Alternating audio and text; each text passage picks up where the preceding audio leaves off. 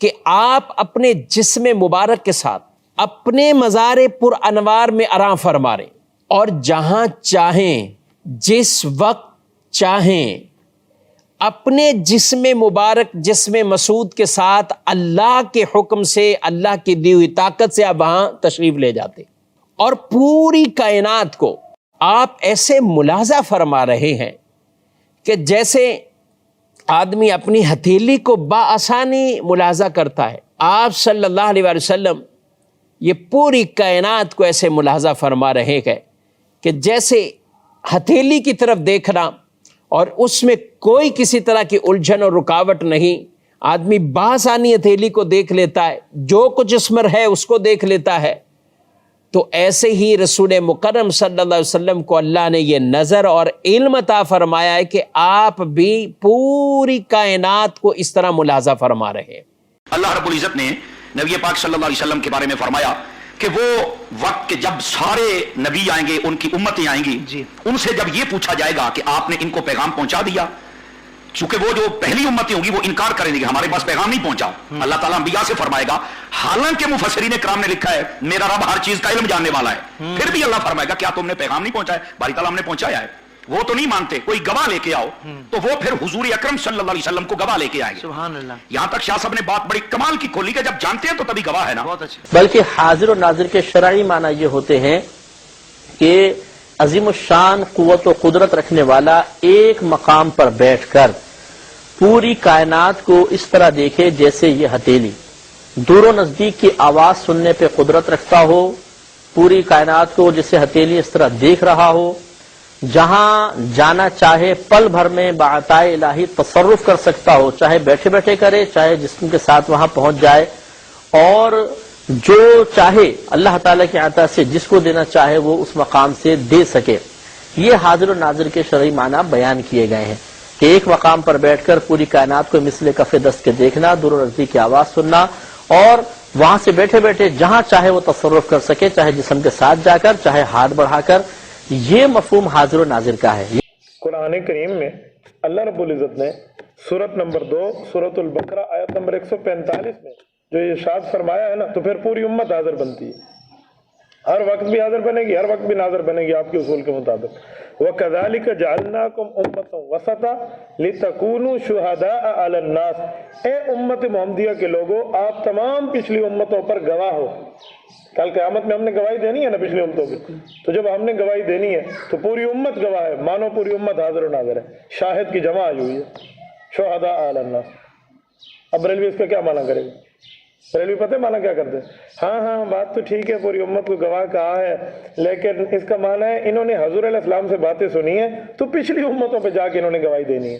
تو ہم کہیں گے بالکل ٹھیک ہے، ہمارے اعمال بھی فرشتوں کے ذریعے اللہ حضور پہ پہنچا دیتے ہیں، حضور اعمال کو دیکھ کے ہمارے واسطے گواہی دیں گے، اسے گواہ کہا گیا۔ حاضر ناظر نہیں مانتے، ہم کہتے ہیں مدینے والا گنبد خضرا کے اندر ہے، ان کا جسد زندگی کے ساتھ، کامل زندگی کے ساتھ میرے آقا مدینے میں موجود ہیں، پر رب نے یہ طاقت دی ہے جدھر نظر دوڑائیں ساری کائنات ان کے سامنے عیاں ہو جاتی ہے۔ یہ معنی ہے ان کے ناظر ہونے کا، اور حقیقت محمدیہ کائنات کے ذرے ذرے میں رچی بسی ہے، اس معنی کے لحاظ سے ہمارا نبی حاضر ہے۔ پتا چلا اگر حضور ہر جگہ موجود ہے پھر معراج کا کیا مطلب ہے؟ حضور تو پھر ہر جگہ ہیں، ان کو معراج کرانے کی کیا ضرورت ہے؟ اگر حضور ہر جگہ حاضر ناظر ہے تو ہجرت کا کیا معنی ہے کہ مکے سے ہجرت فرمائی مدینہ منورہ؟ اگر حضور ہر جگہ ناظر ہیں، حاضر ناظر ہیں، تو حج پہ آنے کا کیا مطلب؟ کیا مکے سے احرام باندھ کے حج کے لیے آئے؟ خدا کے بندے ایسے مسئلے نہ گھڑے کرو کہ یہ محبت ہے، محبت نہیں، کفر کر رہے ہو، شرک کر رہے ہو، اپنی عاقبت کو خراب کر رہے ہو، کسی کا کیا بگاڑ رہے ہو؟ اور ایک بات ہمیشہ یاد رکھو کہ جو مسئلہ قرآن میں آ جائے یا فرمان محمد مصطفیٰ میں آ جائے، پھر میں اگر مگر چگر نہ کیا کرو۔ عقیدہ ہے، کوئی حرج نہیں، آپ کا عقیدہ ہے رکھیے، لیکن غور تو کیجئے یہ غزوہ بدر، یہ سفر ہجرت ہمیں درس کیا دے رہا ہے؟ اگر یہ بات سچی ہے کہ محمد کریم صلی اللہ علیہ وسلم حاضر ناظر ہے تو 2 آدمیوں کو مصطفیٰ نے شام کیوں بھیجا؟ دوسرا عقیدہ، جی آپ کہاں مانتے ہیں رسول اللہ صلی اللہ علیہ وسلم کو ما کان وما یکون، جو ہو گیا جو ہونا ہے، جو ہو گیا اور جو ہونا ہے سب کی خبر تھی، عالم الغیب تھے۔ ہمارا عقیدہ ہے کہ محمد کریم صلی اللہ علیہ وسلم وہ بات جانتے تھے جو اللہ بتا دیا کرتا تھا، اور جو اللہ بتا دے وہ غیب تو رہتا ہی نہیں، وہ تو علم بن جاتا ہے۔ جو اللہ وحی کرتا تھا وہ مصطفیٰ اپنے صحابہ کو بتا دیا کرتے تھے، قرآن کی آیات کی صورت میں لکھا جاتا یا حدیث رسول کی صورت میں لکھا جاتا، وہ غیب کے پردوں میں نہ رہا، وہ تو علم ہے، وہ تو شریعت ہے۔ آپ کہتے ہیں کہ نہیں، محمد کریم کو ہر چیز کا علم تھا، ما کان وما یکون، جو ہو گیا جو ہونا ہے سب کا علم تھا۔ ہم کہتے ہیں ما کان وما یکون کا علم صرف اللہ کو ہے۔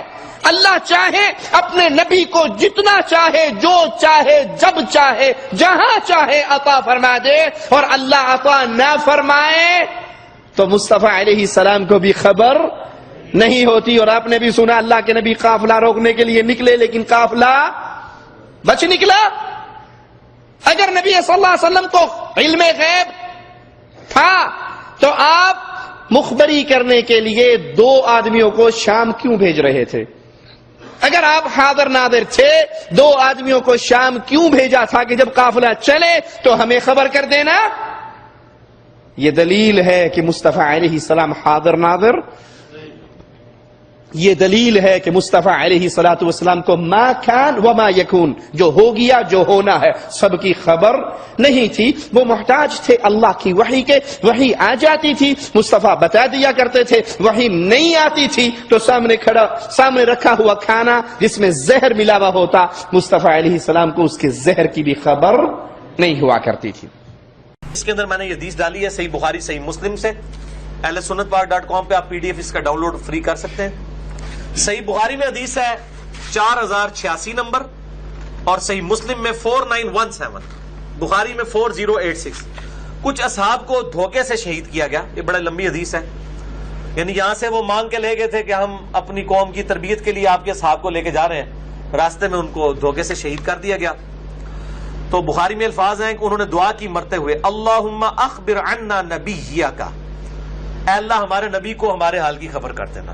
انہوں نے کہا یا رسول اللہ انظر حالنا، حالانکہ نبی علیہ السلام دنیا میں موجود تھے۔ آج تو ہمارے ساتھ کمیونیکیشن بھی ڈائریکٹ نہیں ہے درود شریف کے بغیر، وہ بھی اللہ تعالیٰ فرشتوں کے ذریعے یا خود پہنچاتا ہے، جس طرح بھی پہنچاتا ہے۔ اور مسلم کے الفاظ بہت زبردست ہیں، اللہم بلغ عنا نبینا انا قد لقینک فرضینا عنک ورضیت عنا۔ یہ مسلم کے الفاظ ہیں کہ اے اللہ ہمارے نبی تک ہماری حال کی خبر کر دینا کہ بے شک ہم تجھے مل چکے اور ہم اس حال میں تجھ سے ملے کہ ہم تیری ملاقات کے اوپر راضی ہیں اور اس دین کے اوپر راضی ہیں۔ یہ خبر نبی صلی اللہ علیہ وسلم نے مسجد نبوی میں بیٹھے ہوئے یا مدینہ شریف میں بیٹھے ہوئے اپنے اصحاب کو بتائی کہ تمہارے اصحاب اس طرح جو ہے وہ شہید کر دیے گئے ہیں۔ بلکہ صحیح بخاری میں آتا ہے جب غزوہ موتا کے موقع پہ اصحاب شہید کیے گئے، اس وقت بھی آپ سب نے خبر دی، اللہ تعالیٰ نے آپ کو منظر دکھا دیا۔ ٹھیک ہے، یہ خاص خاص مواقع ہے، بعض کا اللہ تعالیٰ خود دکھا دیتا تھا، بعض کا جبرائیل علیہ السلام کے ذریعے وہی آ جاتی تھی، لیکن اس میں پوائنٹ نوٹڈ یہ ہے اللہ تعالیٰ نے بتایا ڈائریکٹ یا جبرائیل علیہ السلام کے ذریعے بتایا گیا، اس میں ڈیٹیل نہیں ہے لیکن ہم بریکٹس میں لکھتے ہیں جو کہ باقی حدیث سے یعنی کہ ثابت ہوتا ہے۔ اس سے یہ چیز ثابت ہوگی جو صحابہ شہید ہوئے نا ان کا یہی عقیدہ تھا کہ نبی علیہ السلام خود ان کو آپ نے نہیں پکارنا۔ تو میں کہتا ہوں ایک حدیث میں 3 عقیدے کلیئر ہیں، علم الغیب، حاضر و ناظر اور استعانت۔ اس حدیث کا جواب دیں یا کہ یہ بد عقیدہ تھے یا یہ وابی تھے، یہ صحابی وابی تھے کہ جنہوں نے یا رسول اللہ انظر حالنا کہا جبکہ نبی علیہ السلام موجود تھے اور کہا اے اللہ ہمارے نبی کو ہمارے حال کی خبر کر دے۔ جواب میں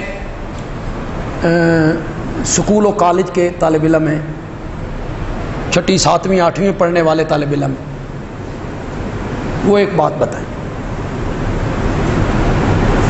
آپ کے زمانے میں جو جنگیں لڑی گئی، جنگیں، ان کے 2 نام ہیں، ایک کو کہتے ہیں غزوہ. کیا ہے؟ جیسے غزوہ بدر، غزوہ احد، غزوہ خندق، غزوہ. ایک ہے سریہ، دوسرے کا نام کیا ہے؟ سریہ. فرق کیا ہے؟ غزوہ اور سریہ میں کیا فرق ہے؟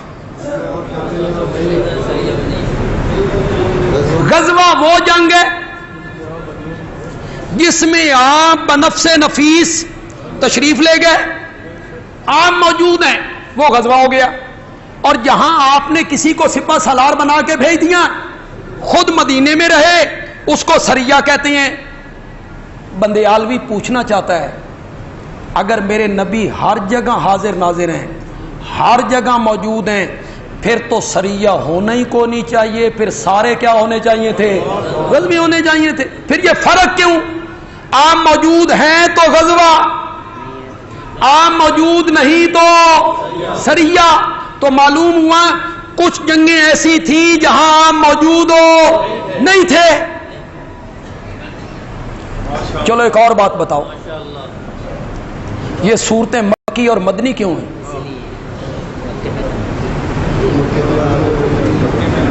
مکی اور مدنی کیوں ہیں؟ کچھ صورتیں مکی ہیں، کچھ مدنی ہیں. ہجرت سے پہلے اتری، آپ مکے میں تھے، مکی. ہجرت کے بعد اتری، آپ مدینہ میں تھے، مدنی. اور اگر آپ ہر جگہ حاضر ناظر ہیں تو پھر مکی کیا اور مدنی کیا؟